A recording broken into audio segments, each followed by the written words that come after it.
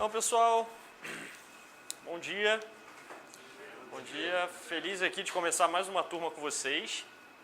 Hoje é a nossa primeira aula aqui da turma Prime, aqui, que a gente já estava tentando fazer há um tempo. A ideia é que seja uma turma regular nossa, que aconteça de tempos em tempos, não sabemos ainda a periodicidade, mas ela começa hoje, ela vai ter uma duração de 6 meses, então assim, vocês vão ter que me aturar um tempinho, né? Estou aqui disponível para ajudar vocês. Tá? A ideia, o nosso objetivo, quem me conhece sabe, meu objetivo é fazer vocês serem aprovados e melhorar a vida de vocês, né? Serem mais felizes, terem mais tempo, de repente aposentar mais cedo, né, André? Quem sabe?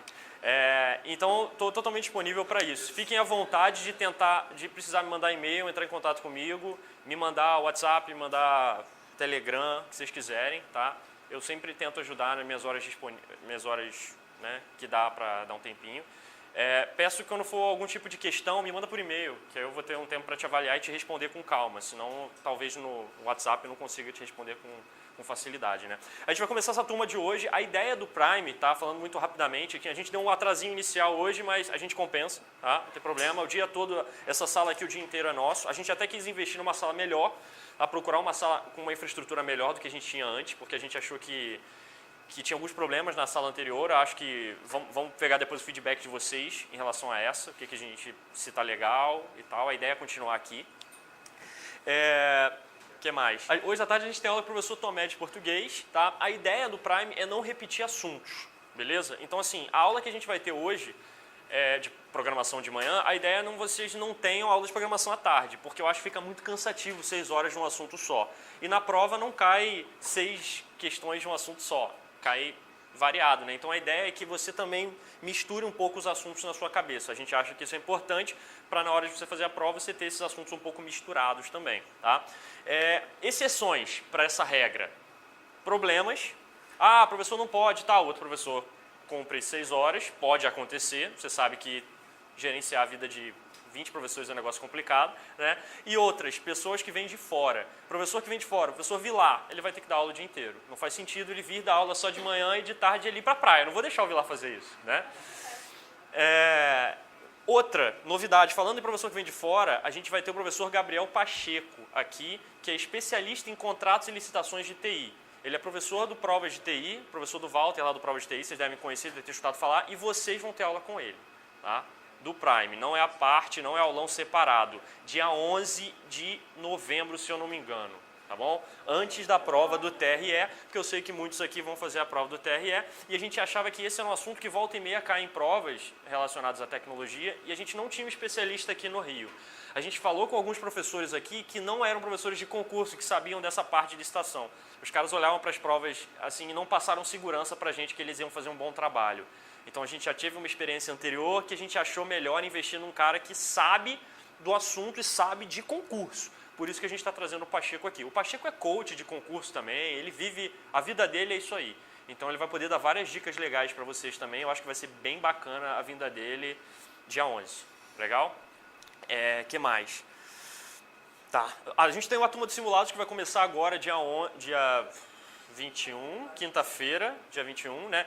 A gente ia começar comigo, acabou que o Fontinha vai começar, por uma questão de calendário. Tá? A gente já tem algumas datas definidas, alguns assuntos definidos no simulado, está no site lá, se vocês quiserem ver. Tá?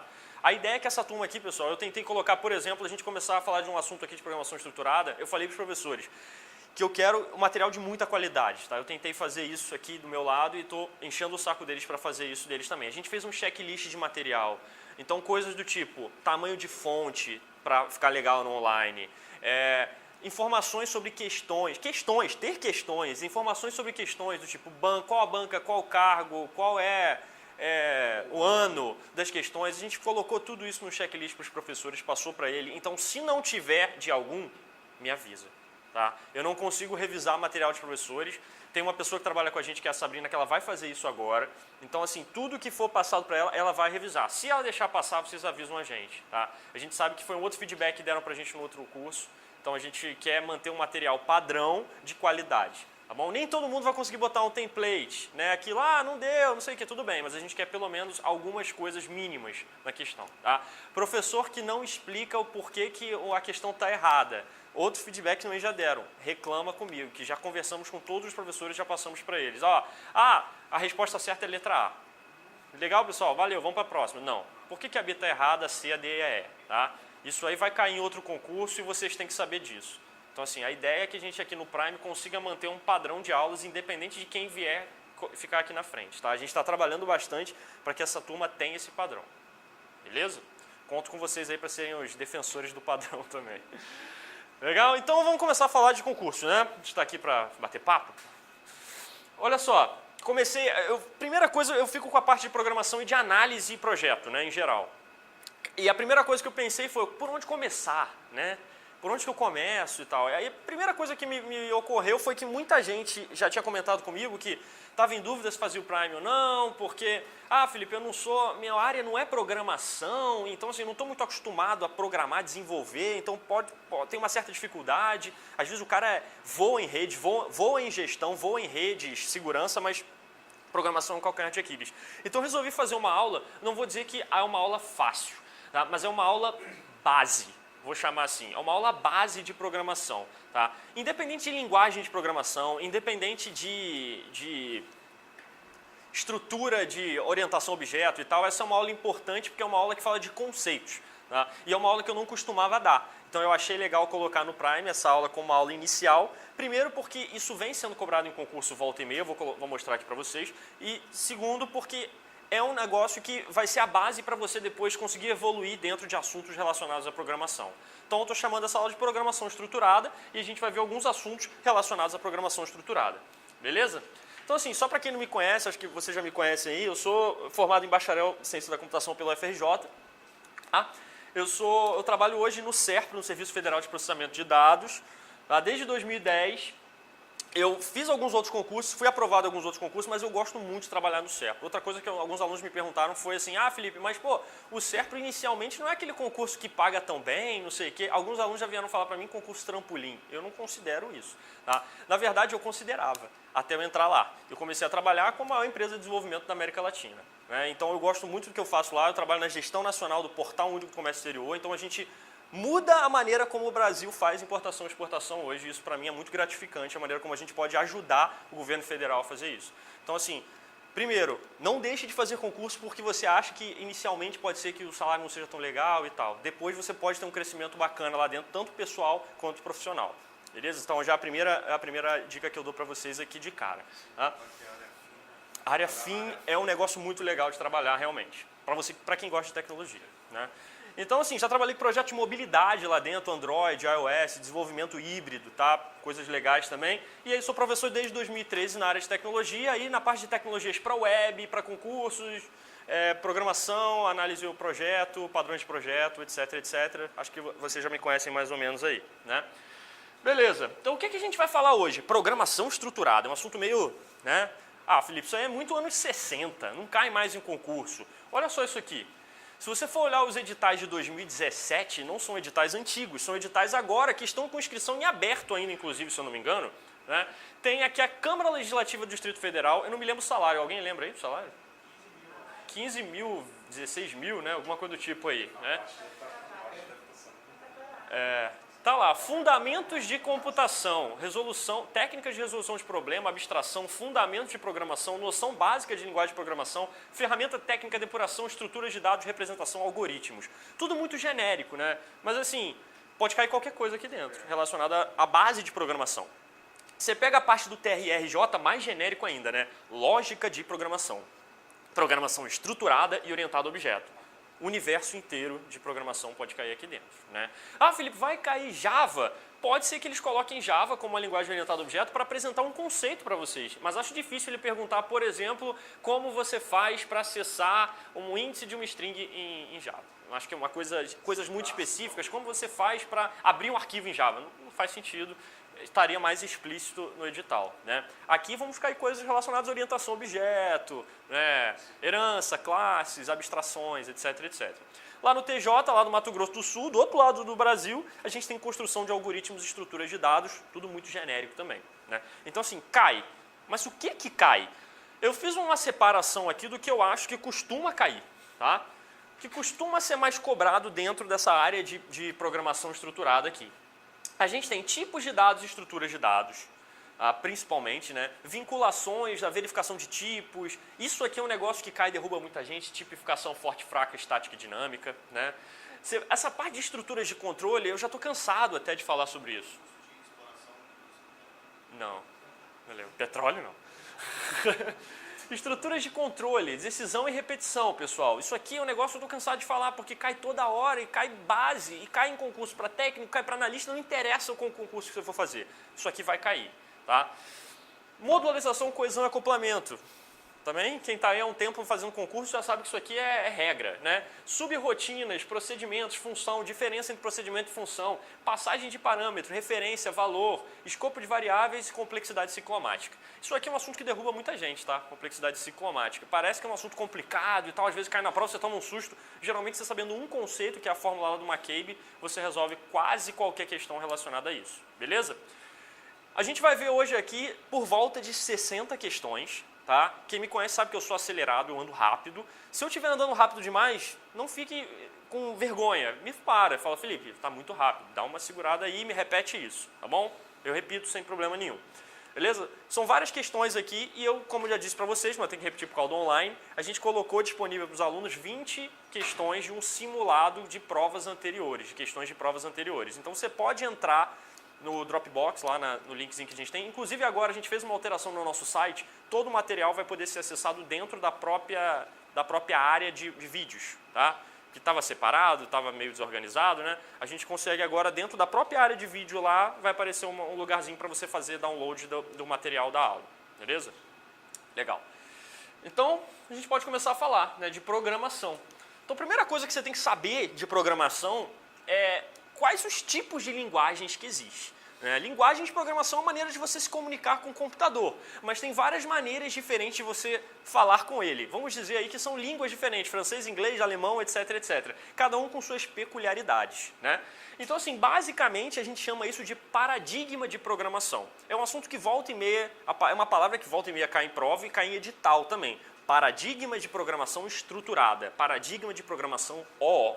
Tá? Eles caem com esses dois nomes. Geralmente, editais e bancas eles vão cobrar com você quando falarem a respeito de programação esses dois nomes específicos.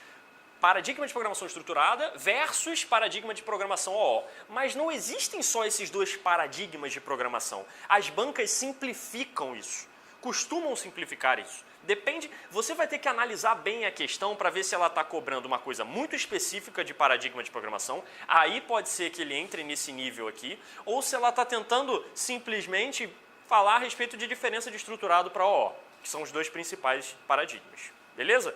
Se a gente for dividir os paradigmas de programação, na verdade, não é entre estruturado e OO, nenhum dos dois, na verdade é entre imperativo e declarativo, beleza? Qual que é a diferença? Pessoal, programação imperativa, paradigma imperativo, é o conceito de estado mais ações. É o conceito de você ter variáveis e conseguir armazenar estado com elas. Beleza? E aí você executa ações com essas variáveis, mudando o valor delas. Esse é o conceito de programação imperativa. Todo tipo de linguagem que o foco não é armazenar valor em variável e ficar executando coisa, é chamado de paradigma declarativo, para diferenciar. Beleza? Por exemplo, uma linguagem estruturada, SQL, a ideia dela é ficar armazenando valor? Então, ela não é do paradigma imperativo. Beleza? Você não tem o conceito de ficar armazenando variável em SQL. É uma linguagem estruturada, por isso que ela é do paradigma declarativo. É mais importante a própria estrutura da linguagem do que esse conceito de estado mais ações. É isso? Beleza, aí você tem o conceito de subparadigmas aqui dentro também, tá? Entre paradigma imperativo e paradigma declarativo, aqui no imperativo você tem a programação que é estruturada e a não estruturada. Beleza? A gente vai falar isso aqui, da diferença disso aqui. Mas lembra do goto? Aquele comandinho goto que você usava, aí o pessoal tá rindo que lembra. Só o goto que você usava para você pular de uma linha para outra programação, nessa época a gente dizia que o código virava o código espaguete, né? Que era um código difícil de manter, é da época do Modrá lá do Serfra, né? É um código espaguete, que é um código difícil de manter. Você não consegue analisar muito, porque você está indo numa linha, ele fala goto linha 20.000, aí você vai. Aí ele goto linha 15, aí vai de novo. Então fica um negócio muito difícil de você manter. A gente não tinha estruturas de programação. Por isso a gente tinha um paradigma não estruturado aí. Beleza? A programação estruturada veio nos anos 60 para resolver um problema de crise de software muito grande que existia nessa época. Então os caras falavam, não, temos que resolver esse negócio, cara. Não está dando para manter esse código. Manutenibilidade zero de código. Então vamos resolver isso. E a programação estruturada veio com essas estruturas para tentar resolver esse problema. Tá? Dentro aqui, o que a gente tem na programação estruturada? Tá? O paradigma procedural e o paradigma OO. Beleza? Então assim, se a gente fosse pegar, na verdade, o que é o paradigma OO aqui? Se você tem o paradigma imperativo, vou chamar aqui de paradigma imperativo, o paradigma OO é só um subparadigma dele. Beleza? E o paradigma estruturado está aqui dentro também. Então, por isso que às vezes é estranho você falar assim, paradigma estruturado versus paradigma OO. Na verdade, o paradigma OO ele está dentro do paradigma que é estruturado. Dá para entender a ideia do negócio? Né? O OO ele está aqui dentro. Por quê? Porque todo que é paradigma estruturado, imperativo, perdão, é estado, armazenamento de estado, mais ação. E o paradigma OO faz isso. Beleza? Então ele faz parte do imperativo. Ele faz parte do imperativo. Beleza? Essa é a ideia aqui. Então se eu pergunto para você, Java é uma linguagem o quê? Orientada a objeto, não é? Mas ela é imperativa? Sim. Caiu já em prova isso. Java é uma linguagem, letra A, imperativa, letra B, orientada a objeto, letra C, imperativa e orientada a objeto. Beleza? A resposta era a letra C, imperativa e orientada a objeto. É comum cair assim? Não é. Mas é legal vocês terem um pouco dessa noção, porque quando cai uma pegadinha dessas, vocês conseguem exatamente não cair nesse problema. Tá? Procedural, pessoal, pensa na palavra procedimento. Né? Procedure, procedimento e tal. Você cria procedimentos. É a ideia de você poder criar funções para modularizar melhor sua linguagem. Durante a aula de hoje, a gente vai dar uns exemplos, vai mostrar umas coisas para vocês aqui. Isso aqui é só uma visão inicial para você saber. Tá? Orientado a objetos, você sabe que tem aquelas linguagens clássicas, né? C++, Simula, Java. Dentro do paradigma declarativo, a gente tem dois subparadigmas aqui, que é o funcional e o lógico. Pessoal, lógico, lembra do Prolog. Prolog, tá bom? É a única linguagem que eu já vi cair em concurso associada a paradigma lógico. O pessoal fala, cite as linguagens abaixo relacionadas a paradigma funcional. Aí o cara vai botar letra A, Lisp, letra B, Haskell, letra C, Prolog. Opa, o Prolog é lógico. É só você lembrar do log, lógico, tá bom? Geralmente as outras linguagens declarativas vão ser funcionais, tá? Geralmente. Fica um macete aqui, a dica para tentar eliminar alguma pegadinha que possa cair aí. Beleza? Então olha só para a gente resumir, aqui tem umas linguagens do paradigma procedural, tá? Orientada a ações, onde a computação é vista como uma sequência de instruções que manipulam valores. Sequência de instruções manipulando estado, valores, né? Estado mais ações, programas são centrados no conceito de um estado e ações que manipulam o estado. Muitas vezes a gente chama de procedural por incluir subrrotinas ou procedimentos como mecanismo de instrução e lembrar da máquina de Turing, aquele conceito de máquina de Turing. É o conceito das linguagens imperativas, que você armazena valor e executa algumas ações para modificar esse valor. Tá bom? Já o OO, você conhece. Né? O OO é aquela abstração, é a ideia de... Já coloquei aqui que é um subparadigma, né? A ideia de tratar elementos e conceitos associados como objetos. A gente vai ter mais para frente uma aula mais focada em orientação a objeto, não vou entrar em detalhes aqui, mas a ideia é você estruturar o seu código pensando de maneira em que você está vendo objetos, mexendo com objetos, e não com instruções propriamente ditas. Tá bom? A ideia é essa. Objetos são entidades abstratas que embutem alguma coisa. Opa, Updated Protection. Linguagem funcional, pessoal, ela baseia-se no conceito de função. Dá uma olhada aqui no exemplo aqui, para você ver. Olha só, eu estou aplicando uma função aqui, ela vai retornar alguma coisa. Eu já aplico uma outra função, eu aplico uma outra função. Eu estou usando aqui um conceito de linguagem funcional. Eu não estou querendo nem armazenar estado de variável. Eu já pego aquilo, eu já aplico uma outra função. Beleza? Prolog ele tem uma ideia parecida também, mas assim linguagens como Lisp são... A ideia é isso aqui, tá? Aí você vai falar para mim, Felipe, mas olha só, tem linguagem aí que ela pode ser funcional, não pode funcionar como uma linguagem funcional? E às vezes como orientado a objetos também. Por isso que hoje em dia as linguagens são chamadas de multiparadigma. Né? Se você for olhar no Google, é bem legal você olhar no Google e digitar o nome de uma linguagem. Perl, Lisp, Haskell, sei lá. Ele vai aparecer na Wikipedia, provavelmente a primeira opção. Você vai lá na Wikipedia e clica. À direita da Wikipedia, ele tem umas informações bem legais sobre linguagem. Ele diz qual é o paradigma da linguagem. Então ele vai falar assim, multiparadigma, procedural, OO e funcional, por exemplo. Python, ele vai falar isso para você. Tá?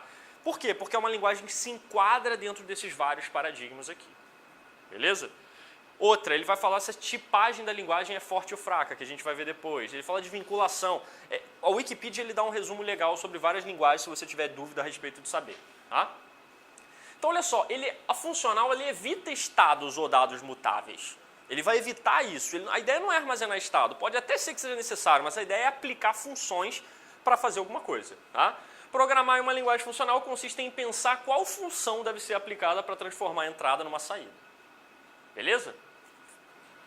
E a lógica, pessoal, é o Prolog, e a ideia é equivalente à descrição de um problema expressa de maneira formal. É uma coisa meio parecida com raciocínio lógico mesmo. Resolução de problemas de raciocínio lógico, né? Você tem sentenças, você aplica verdadeiro e falso nessas sentenças, você aplica uma série de operadores lógicos para você resolver certo problema. O Prolog é muito parecido com isso. No FRJ tinha até uma matéria que tudo era em cima de Prolog. A gente tinha que resolver problemas lógicos com a linguagem Prolog. Beleza? A ideia é essa, tá, pessoal? Dessas principais linguagens, paradigmas de linguagem de programação, sendo que muitas hoje que a gente tem são multiparadigmas, tá? Legal. Então, de programação estruturada aqui, que a gente já pode ver, né? Na verdade, programação estruturada, o que é? Um paradigma imperativo e que é uma evolução do não estruturado. Beleza? Só seguindo o raciocínio lógico aqui da coisa. Beleza. Então, beleza. E o que é essa evolução? A gente tinha isso aqui antes. Unstructured. Tá? Olha aqui o código GoTo, tudo meio desorganizado. Os caras falando assim, vamos organizar melhor a bagunça? Primeiro, não pode mais usar GoTo. Está proibido, terminantemente proibido. Tanto que no Java ele tem uma palavra reservada que é GoTo. Só que você não pode usar. Para nada. Ele só reservou para ninguém fazer cagada com ela. Né? Então você não pode nem usar como nome de variável, nem que você quiser homenagear o GoTo, você pode. Né? Não dá. E aí o que eles fizeram? Não, isso aqui está muito ruim, é muito ruim de manter. Vamos criar estruturas para organizar o código? E eles criaram alguns tipos de estruturas de controle. E isso aqui é muito importante, tá? Porque já vi cair, sem brincadeira, mais de 40 questões só sobre isso. De todas as bancas, todas. Então marque isso aqui. Tá? 3 estruturas de controle que as linguagens do paradigma estruturado têm que ter. Sequência, decisão ou iteração. Todas têm que ter isso. Felipe, iteração não é interação, tá, gente? São duas palavras diferentes. Objetos interagem, ou seja, trocam informações. Iteração é uma estratégia de resolução de problemas em parte. Então você pode iterar, dar várias passadas, né? Repetir, na verdade. Né? Beleza? Então, essas 3 sequências aqui, isso você tem que saber. Isso está nas 20 questões do simulado, vai estar aqui, a gente vai ver algumas questões sobre isso, então isso é muito importante. Da onde que veio isso aqui, pessoal? Veio de 1975, Principles of Program Design. Tá? Isso aqui foi definido que para uma linguagem ser considerada estruturada, ela tinha que ter essas 3 características, sequência, decisão e iteração. Tá? Bacana. Além disso, pessoal, a programação estruturada, na época não tinha análise. Tá? Na época a programação era uma parada meio underground, assim. O cara sentava e ele começava a desenvolver. Não tinha análise do problema e tal. E com essa crise de software dos anos 60, o pessoal começou a sentir a necessidade de fazer um certo nível de análise. E a primeira coisa que apareceu para ajudar foram os fluxogramas. Tá? Os fluxogramas hoje não são tão utilizados, né? Mas para lógica de programação, para mostrar a lógica de programação, eles eram muito usados a partir dos anos 70. Aí, tá? A gente tem certas coisas aqui que você bate o olho num fluxograma e você consegue ver que eles são... tem um padrão visual, né? O início é sempre assim, final, processamento de alguma informação é um retângulozinho, uma entrada de dados é de um jeito, uma lógica, uma verificação é um losango, etc, etc. Tá? Beleza. Então, chega de código não estruturado, né? Então, qual o benefício? Então, assim, se cair numa questão de concurso, já caiu, a gente vai ver aqui, ó. A linguagem... Vamos estruturar melhor. Uma linguagem de programação estruturada é uma evolução de programação. Aí você pode pensar assim, tá errado. Não é uma evolução de programação. Programação OO, mas depende do que ele está comparando, né? Se ele estiver falando de linguagem não estruturada e linguagem estruturada, é sim uma evolução. Se ele estiver falando de programação OO é estruturado, né? E é mais do que estruturado, ele é melhor ainda do que estruturado, né? Em relação à abstração. Então, assim, benefícios em relação a não estruturada é a habilidade de reutilizar o mesmo código em diferentes lugares do programa, né? Que é a ideia do procedimento. Uma forma mais fácil de organizar o fluxo, evitando go-to e evitando jump, que faziam o código espaguete. Tá? Vamos eliminar isso. E a habilidade de ser fortemente modular. Modularização é um conceito importante que volta e meia cai em concurso, tem a ver com isso, né? Modularizar é você pegar e criar pedacinhos de linguagem. Beleza. Fluxograma eu botei um exemplo aqui, tá, para você, pessoal. Na verdade, um exemplo não, uma tabelinha mostrando para que serve cada parte de um fluxograma, como visualmente é essa anotação gráfica do fluxograma. Na UML tem um diagrama que é muito parecido com o fluxograma. Qual que é? Diagrama de atividade. Qual que é a diferença de um diagrama de atividade para um fluxograma básico? Você sabe, já caiu em prova isso. Na DataPrev já caiu no Sesgran Rio. Qual que é a diferença do fluxograma para um diagrama de atividades? Paralelismo. Tá? O diagrama de atividades possui conceitos de paralelismo e concorrência que não existe aqui no fluxograma. Então, se você quiser mostrar duas threads executando em paralelo, por exemplo, para resolver certo problema, você não consegue no fluxograma. No diagrama de atividades você consegue. Por concorrência, né? Porque você tem a barra de sincronismo, você tem a bifurcação, você tem joint, fork no diagrama de atividades que aqui você não tem. Quando a gente falar de diagrama de atividades e de um ML, eu volto a mencionar isso para vocês, mas já caiu em prova, tá? Em algumas questões, é bem importante vocês saberem isso também. Então, olha lá. Fluxograma é um gráfico ou um diagrama que demonstra a sequência operacional do desenvolvimento de um processo, exibindo passo a passo. Volta e meia, até hoje em prova, você vai ver o cara cobrar um fluxograma e vai te pedir, vai te perguntar certa coisa. E aí, o resultado desse fluxograma vai ser 37? Aí você vai ter que seguir a lógica do fluxograma para conseguir interpretar. Basicamente, você sabendo que isso aqui é uma decisão, é um if, já é suficiente para você resolver, porque você não precisa saber muitos detalhes, tá? Hoje em dia eles não cobram no nível de detalhe, não. Pessoal, obviamente, a análise não pode ser feita só por um fluxograma, né? Então, assim, a evolução disso aqui foi a análise estruturada e a análise essencial, onde eles usam outros diagramas para demonstrar código. Por exemplo, DFDs, que são os mais famosos de todos, diagramas de fluxos de dados, né? Vários níveis de DFD, você tem diagrama de contexto, você tem diagrama de transição de estados, DTE, você tem dicionário de dados, tudo isso aqui é da análise estruturada ou análise essencial. Não estou falando de UML ainda, o UML só veio na década de 90. Estamos falando aqui da década de 70 lá. Legal? Beleza. Então, olha só. A gente cai na parte aqui que é um negócio que toda hora é cobrado. 3 estruturas para ser considerado uma linguagem estruturada. Sequência, decisão e iteração. Bacana, Felipe, legal. O que é a sequência? É a capacidade que a linguagem tem que ter de que seus comandos ordenados controlarem a execução do programa. Ou seja, o meu programa vai executar os comandos na sequência em que eles estiverem aparecendo. Tá? Um abaixo do outro. É essa a ideia. Mesmo que eu faça eles na mesma linha, No Java você pode escrever tudo na mesma linha. Na verdade, existe em algum lugar aí, não sei se nos Estados Unidos e tal, uma competição para ver quem escreve código mais bizarro. Então, os caras escrevem código só com variáveis esquisitas, tudo na mesma linha. Tem gente que faz código com aqueles caracteres ASCII, sabe? E faz um desenho com código e tal. Tem umas coisas assim. Gente, tem maluco para tudo. Beleza? Sequência é isso. Um código depois do outro. Decisão aqui é para a gente verificar, né? Verificar se uma condição é verdadeira ou não para fazer certas coisas. É uma lógica binária que a gente chama. É o if, tá? Muitas vezes vocês vão ver essa estrutura ser chamada também de seleção. Então pode botar aqui, decisão barra seleção. Tá? E a iteração barra repetição é o loop. Tá? Um loop, caso aconteça alguma coisa, ele volta e vai executando várias vezes essa condição. Tá bom? É essa a ideia aqui de uma interação, uma repetição, decisão, seleção e a sequência. Fala, cara. Esses loops que tem quando, Iteração. Isso. E tudo, na verdade, todo loop tem uma decisão dentro dele, né? Embutida. Né? Tanto que na complexidade ciclomática a gente vai ver que a gente tem que contar, quando tiver um loop, você tem que contar aquilo como uma estrutura de decisão também. Mas assim, loop é considerado estrutura de iteração. Por um acaso, toda estrutura de iteração tem uma decisão dentro dela, mas para você vai ser irrelevante isso.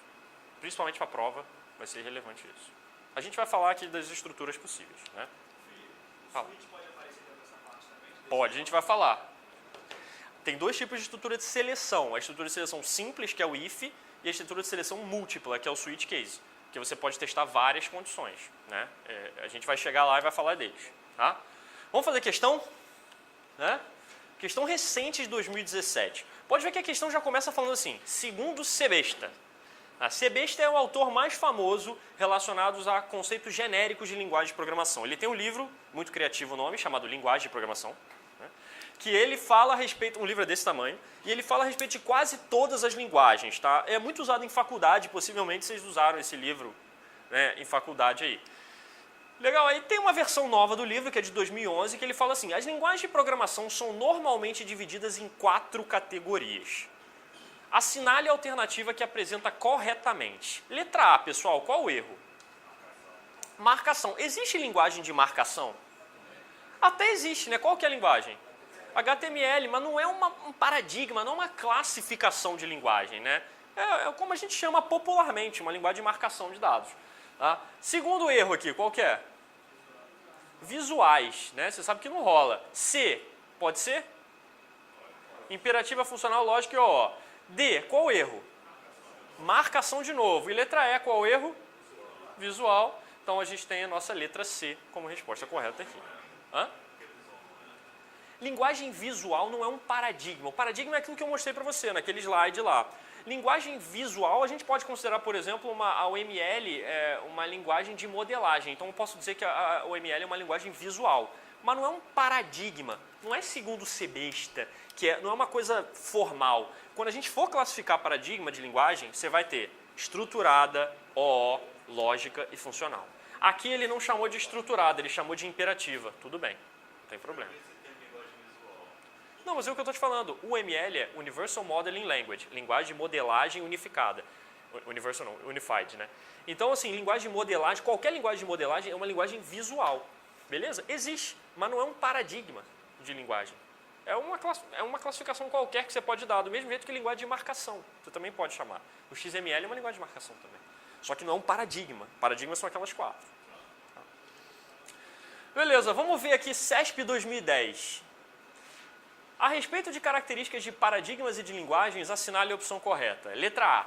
As linguagens do paradigma de programação funcional, quando for assim, você marca umas coisas assim. Por exemplo, funcional é importante essa palavra aqui na prova, né? Como Prolog, tá bom? Prolog, lógico, né? Vai para a próxima. Vamos até melhorar, vamos ler o resto. Não apresentam grandes restrições ao uso de estruturas de GoTo.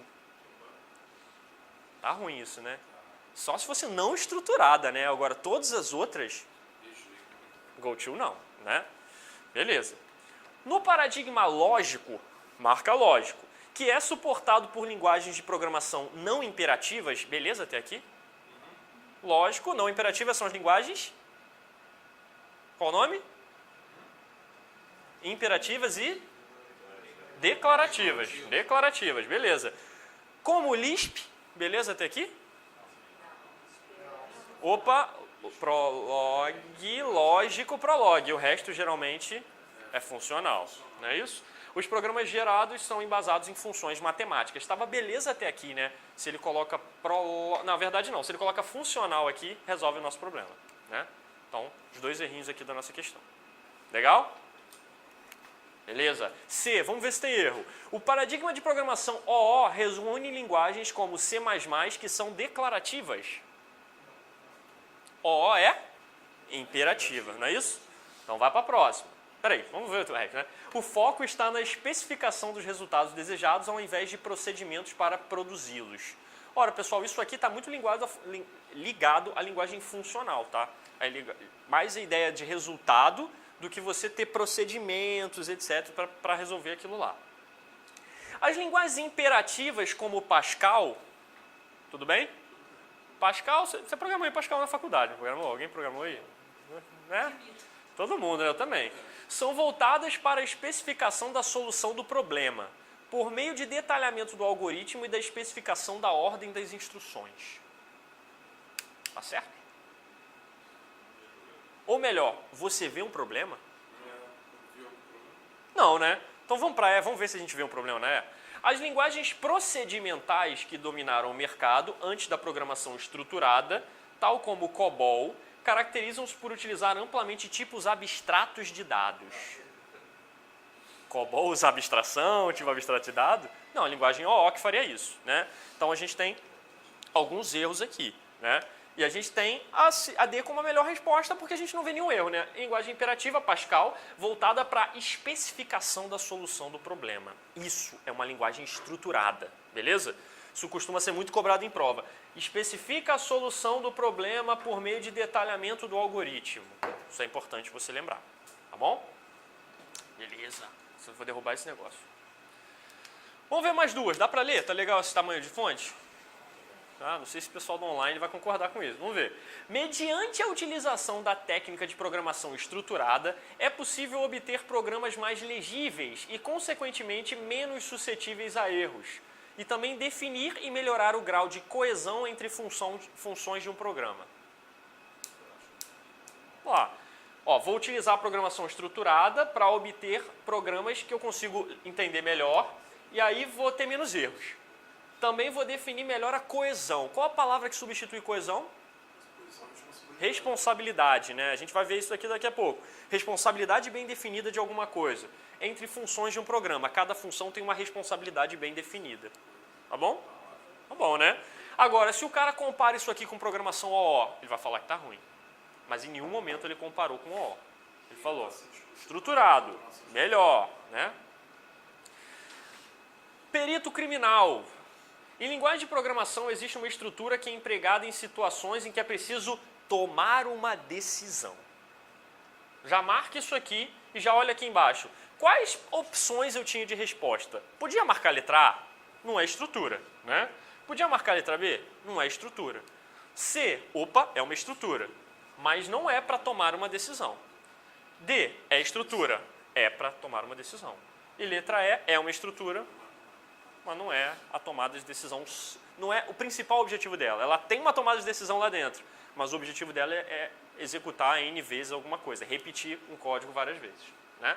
Então, nossa resposta aqui, letra C na primeira e letra D na segunda. Beleza?